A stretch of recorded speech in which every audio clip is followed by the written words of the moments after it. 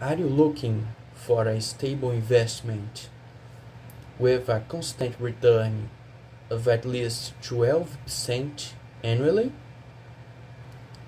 Well, such an investment exists, and it's known as Brazilian government bonds, similar to US Treasury bonds.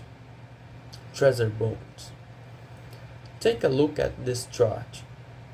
It displays the price evolution of the ETF LFTS11, which is based on these bonds.